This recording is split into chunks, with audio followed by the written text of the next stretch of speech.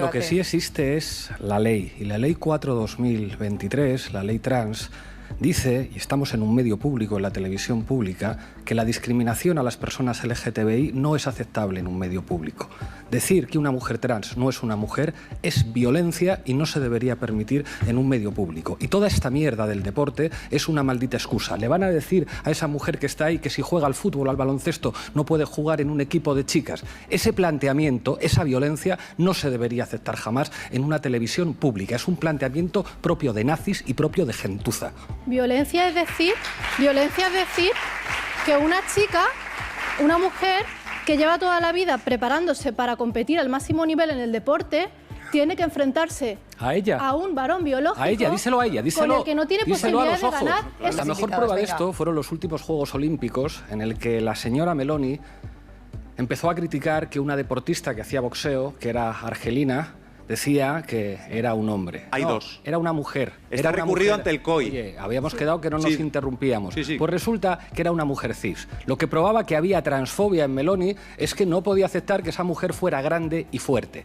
Cuando los transfobos utilizan la excusa del deporte, lo que están haciendo es buscar una excusa de mierda para su discurso de odio que le dice a muchas mujeres que si son mujeres es porque quieren robarle la medalla. Tengo que dejarlo a aquí, Carmen Chapu. Calvo. No, tengo que interés político por exagerar esta cuestión.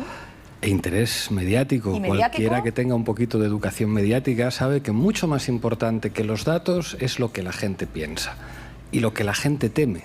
Es muy llamativo que la gente tenga mucho más miedo del Ocupa que de quien realmente tiene más probabilidades que le eche de su casa. La gente que nos está viendo es muy improbable que sea víctima de una ocupación, pero que le eche de su casa el banco por no poder pagar la hipoteca o que le eche de su casa el rentista es mucho más probable. Y sin embargo, ¿cómo es posible que la mayor parte de la gente tenga más miedo de los ocupas que de los banqueros y de los rentistas?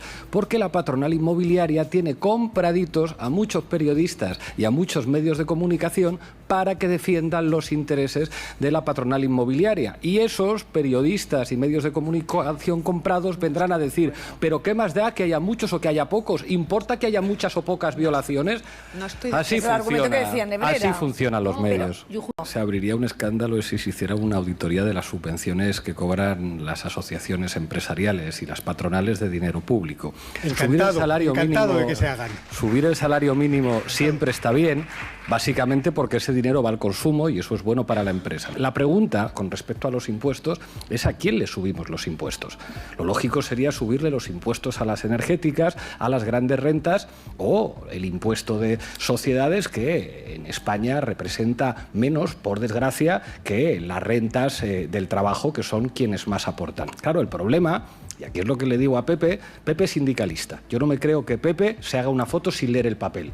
Y yo no creo que la ministra de Trabajo os enseñe un papel en el que no venga lo del IRPF. Entonces, lo que yo creo que no tiene sentido es hacerte una foto en la que 2 días después te van a pillar con que suben una cosa que tenía que estar en el papel, porque es incongruente. O sea, lo que dice Pablo Iglesias, Pepe Álvarez, es que usted sabía que ese salario mínimo tributaría.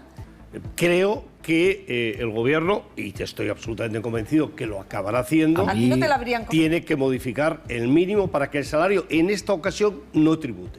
Vale. Otra cuestión es cuando el salario mínimo internacional llega al 70% del salario medio, por cierto, que es una recomendación, mejor dicho, forma parte de las obligaciones que tiene el Estado español con la Unión Europea, la Carta Social Europea lo sitúa, veremos si tiene que cotizar y en qué medida tiene que cotizar, porque efectivamente las tablas de IRPF yo creo que necesita una reflexión más de carácter general que, afortunadamente, con lo que hemos visto ahora, vemos que no tiene ningún tipo de proporcionalidad. Pero, Pepe Álvarez, a la pregunta, por favor. Lo único Venga, Pablo. que te pido, Pepe, en este caso es que cuando venga el gobierno con lo de la reducción de la jornada, esta vez miréis todos los papeles, los que traigan y los que no traigan, para que no sea como lo del salario mínimo, que lo que te reduzco por aquí, te lo subo por aquí, y esto no era no vinculante, esto era de no sé Pepe Álvarez qué. y Miradlo Miguel bien esta Garrido. vez. Gracias a los dos por haber venido. Habéis sido muy amables.